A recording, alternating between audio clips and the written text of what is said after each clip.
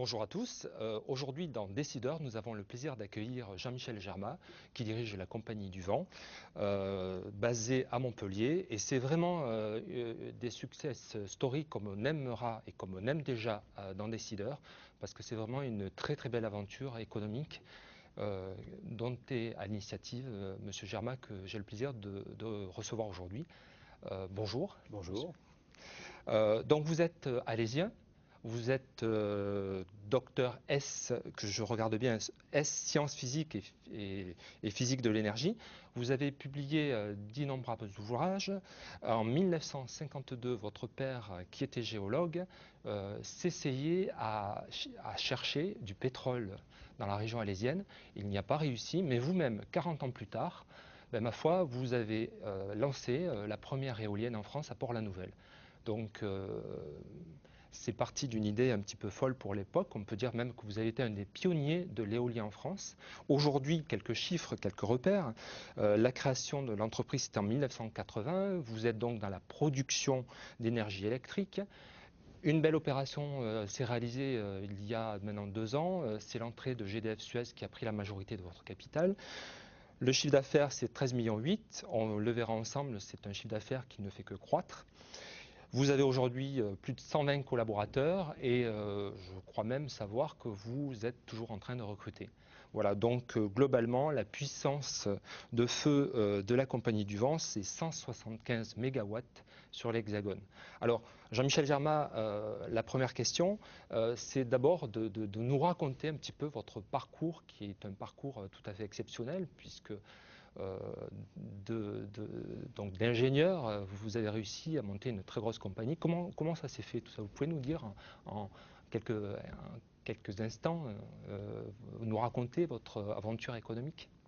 D'abord, merci pour ce portrait très flatteur et véritable au sens où, en tout cas, les chiffres que vous citez sont tout à fait conformes à la réalité de l'évolution de la société de la Compagnie du Vent. Alors, bon, vous parlez de mon parcours, il se perd un peu dans les années d'errance et de recherche. Il est clair que lorsque j'ai été diplômé, j'étais très sensible disons, aux aspects environnementaux des décisions qu'on peut prendre, des actions qu'on peut entreprendre.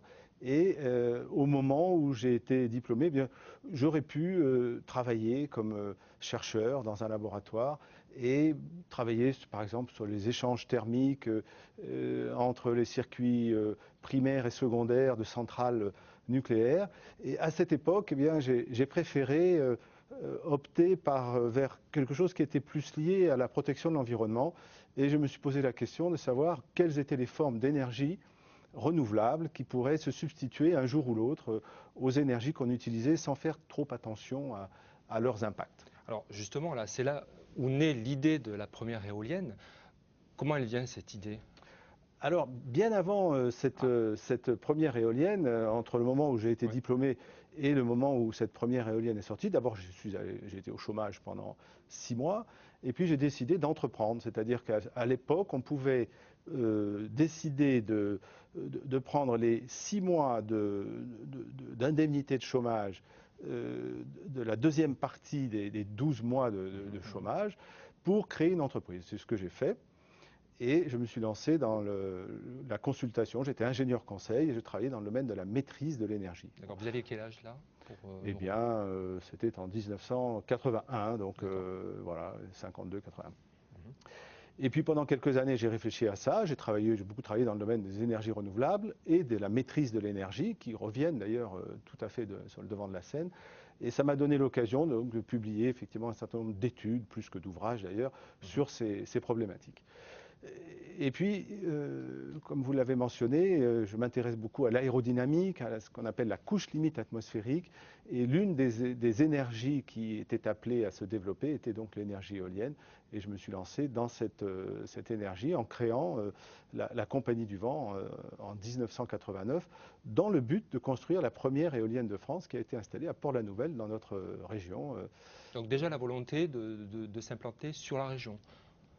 Pourquoi? Parce que les conditions... Non, à cette époque, j'étais à Paris et simplement, la région est un endroit de France et même d'Europe et donc du monde qui bénéficie d'un des meilleurs gisements éoliens.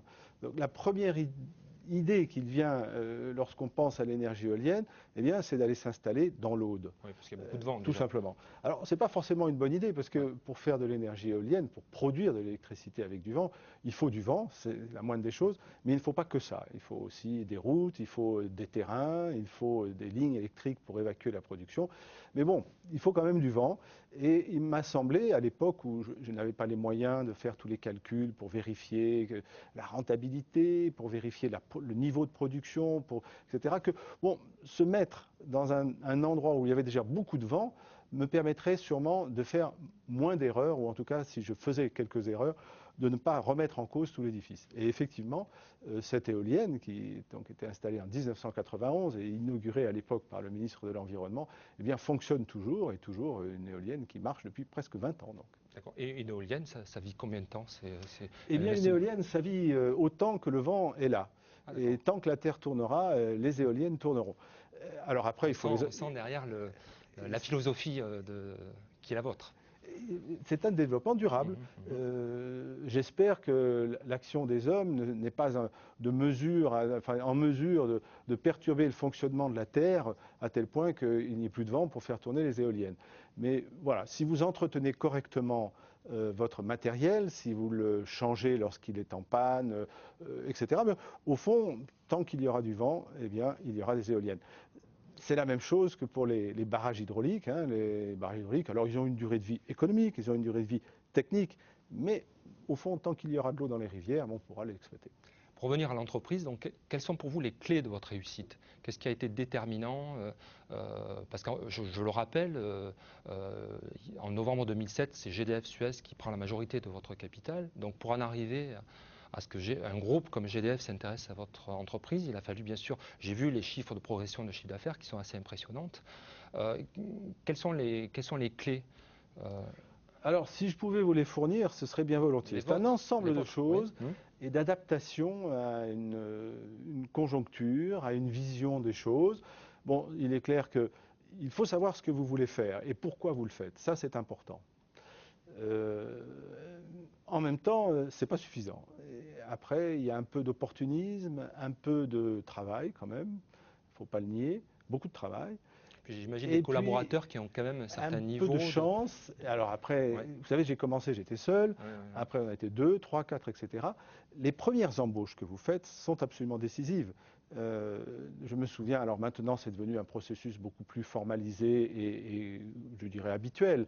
Nous avons un directeur des ressources humaines, nous avons des directeurs qui embauchent, etc. Mais je me souviens de mes premières embauches, nous étions 2 ou 3, et bien on cuisinait les jeunes impétrants pendant des heures pour essayer de savoir si ces personnes étaient celles qui pouvaient nous convenir et si nous, on leur convenait. Est-ce qu'ils avaient envie de travailler avec nous? Alors aujourd'hui, vous avez 120 collaborateurs. Je le rappelle, donc GDF Suez prend la majorité du capital. En novembre 2007, l'entreprise est valorisée 750 millions d'euros. 2 ans après, on va dire, quel bilan tirez-vous de l'entrée de ce grand groupe dans votre entreprise?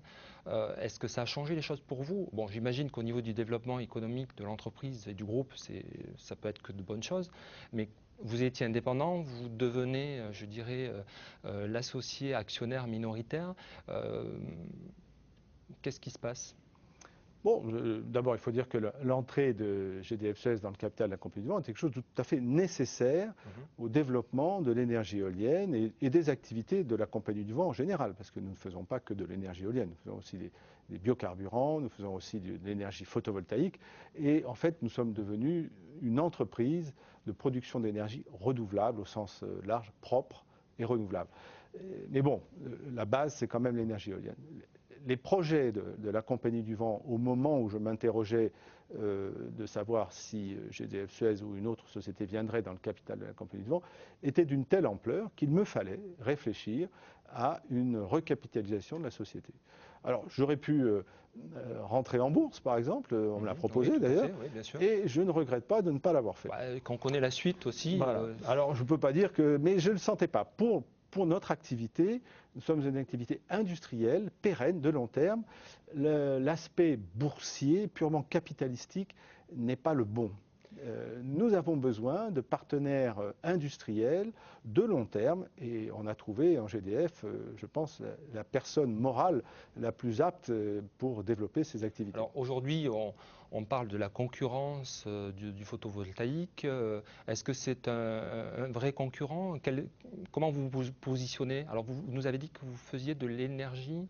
Alors c'est comment renouvelable et propre. Oui, mais en photovoltaïque, hein, je crois. Vous avez Oui, dit. en photovoltaïque, absolument. Donc vous faites du vent et du solaire en même temps. Du Ça solaire, du vent, on pourrait faire de l'eau, mais voilà, vous posez une question qui est intéressante. Les gens voient un peu parfois les choses comme une photo. Développement des sources d'énergie, en tout cas leur développement, se fait de manière chronologique. Il y a un moment pour certaines énergies, un moment pour d'autres. Par exemple, l'énergie hydraulique, qui est une énergie renouvelable aussi et propre, hein, elle s'est développée en France il y a déjà plusieurs dizaines d'années et les barrages sont tous équipés. Ensuite est venue l'énergie éolienne et demain viendra l'énergie photovoltaïque. Et avant ces énergies, ou en parallèle à certains développements, on a eu le pétrole, le charbon, le pétrole, le nucléaire.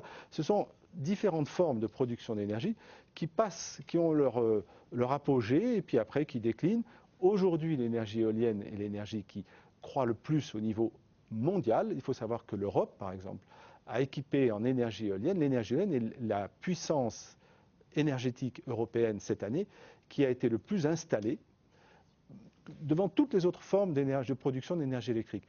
Et demain, je ne peux pas vous dire exactement quand, mais demain, ce qui est arrivé à l'énergie éolienne, ce qui est arrivé à l'énergie hydraulique, ce qui est arrivé à l'énergie nucléaire, ce qui est arrivé à l'énergie pétrole, pour faire de l'électricité, eh bien, arrivera avec du photovoltaïque. Alors, concernant la crise, aujourd'hui, vous pensez réaliser l'année que vous aviez programmée? Est-ce que vous êtes impacté par la crise? Alors, la crise impacte tout le monde parce que c'est comme une sorte de tremblement de terre. Et il a fallu attendre pendant un certain temps que la poussière retombe pour voir ce qui était cassé, ce qui ne l'était pas. Fort heureusement, et je le dis aussi bien d'ailleurs au niveau national, international que pour notre région, les énergies renouvelables, et au premier rang desquelles l'énergie éolienne, représentent l'une des clés, ou en tout cas l'une des possibilités de sortir de la crise, qui n'est pas qu'une crise financière, c'est aussi une crise sociale, c'est une crise économique et c'est une crise d'un mode de développement. Or, tout le monde sait, tout le monde le dit aujourd'hui, et nous le ressentons dans notre activité, le développement durable doit ressortir vainqueur et doit aider nos pays et notre région à se développer après cette crise. Alors nous ne l'avons pas senti. Pour vous citer, excusez-moi, oui, au niveau régional, je voudrais juste vous poser une question parce que l'émission touche à sa fin.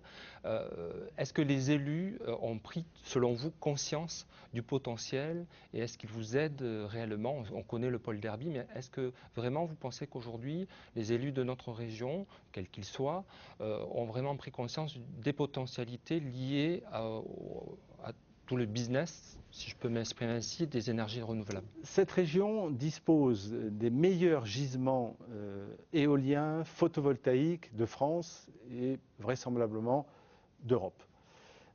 C'est une région que nous avions choisie pour être leader dans ce domaine et qui l'a été, en partie grâce aux efforts de la Compagnie du Vent, pendant un certain temps. Et puis, depuis quelque temps, bien d'autres régions de France sont passées devant. Alors moi, j'attire l'attention des élus. Nous disposons de ressources considérables qui peuvent créer des emplois en nombre considérable, qui sont aujourd'hui la clé du ressort économique et social de notre région. Et l'énergie éolienne d'une part et l'énergie photovoltaïque d'autre part sont deux des relais les plus importants du point de vue économique et du point de vue social et environnemental de notre région.